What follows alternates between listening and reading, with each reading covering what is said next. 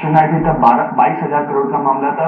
इसको धीरे आपको वार्निंग दी गई, उसके बाद ये जो मामला है करीबन करीबन 5,500 करोड़ का हुआ। तो इसका क्या कहना है? ऐसा बिल्कुल ही नहीं है, कोई ऐसा 22,000 का फिगर कभी आया ही नहीं था। और एनएससीएल में कभी भी आउटस्टैंडिंग जो पोजीशन थी उतनी 5,000 6,000 करोड़ से ज्यादा कभी भी नहीं थी। और 2012 में भी बल्कि इसकी पोजीशन और कमी थी, उस समय करीब 3,000 करोड़ के लगभग का आउटस्टैंडिंग पोजीशन था। तो ऐसा बिल्कुल ही गलत है ऐसा बोलना कि 2012 में पोजीशन ज्यादा थी और 2012 के बाद कम हुआ है फिगर। rather 2012 से 2013 में ज्यादा ही हुआ है। लेकिन सर जिस हिसाब से वेयर हाउसेज में माल नहीं थे, जितने भी फॉरेंसिक ऑडिट हुई या बाकी लोगों एफएमसी का ऑडिट हुआ, जिन जिन लोगों ने ऑडिट किया सबने ये पाया कि वेयर हाउसेज में माल नहीं है। ब्रोकर्स का भी ये कहना है कि उनको जाने नहीं दिया जाता था। तो सर मतलब कैसे ये कारोबार चल कैसे रहा था? मतलब एक तरफ माल नहीं है, दूसरी तरफ इन्वेस्टर से पैसा ले रहे हैं, तो लिहाजा कहीं ना कहीं तो धांधली हुई थी। और इसमें पूरा मामला एकदम ट्रांसपेरेंट तरीके से चल रहा था, क्योंकि जो भी बायर्स है उनको पूरा राइट था वेयर हाउसेस को विजिट करने का, वहां जाकर देखने का। जो भी डिफॉल्टिंग पार्टी है उनके साथ एनएससीएल ने एग्रीमेंट भी किया था, जिस एग्रीमेंट के तहत ये उनकी जिम्मेदारी थी कि वो जब भी उनका सेल पोजीशन है उनको डिलीवरी करनी है।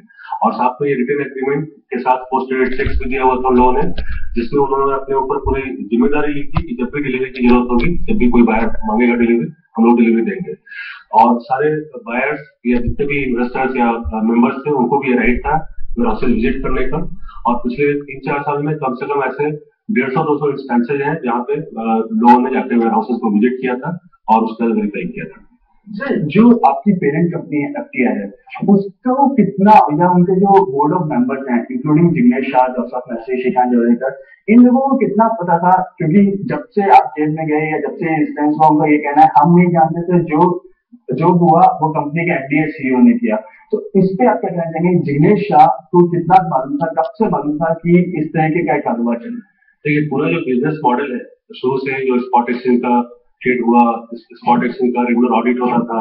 स्पॉट एक्सचेंज में हर दिन के जो रिपोर्ट्स बनते थे, डेली का टर्नओवर का फिगर, डेली का आउटस्टैंडिंग का फिगर, वो सारे जितने भी सीनियर ऑफिसर्स हैं इंक्लूडिंग ऑफिसर्स ऑफ एफटीएल सबके साथ शेयर हुआ था।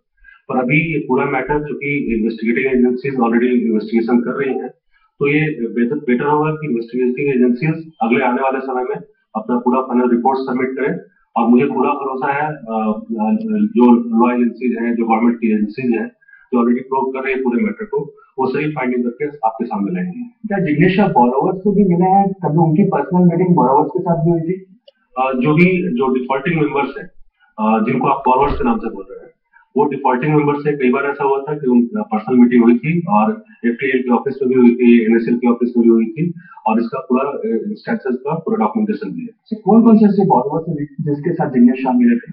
ऐसा वन हैंड ऑफ हैंड ऐसा बोलना पॉसिबल नहीं है, पर काफी सारे जो डिफॉल्टिंग मेंबर्स थे उनके साथ मीटिंग हुई थी, इंक्लूडिंग जो एनके प्रोटीन जो सबसे बड़ा बोरोवर है, उनके साथ भी उनकी मीटिंग हुई थी? जी, इनके साथ भी हुई थी। और ये ईडी का या ईओडब्ल्यू का जो इन्वेस्टिगेशन है उसमें सारे फैक्ट्स के सामने में आएंगे।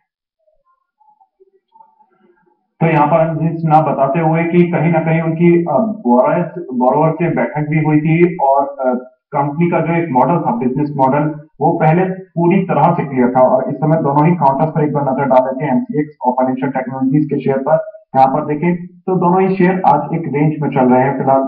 पिछले अगर कुछ देर में देखें तो यहाँ पर कुछ मुनाफा वसूली का भी दौर। इसमें सबसे अहम बात की विवेक अंजलि सिन्हा ने ये कहा था कि कंज्यूमर अफेयर मिनिस्ट्री को भी इसके बारे में जानकारी थी और जिग्नेश शाह को भी इसके बारे में जानकारी थी। हालांकि जिग्नेश शाह पहले से कहते रहे इसके बारे में उनको जगह पता नहीं है, कंपनी के एमडी खुद बताए।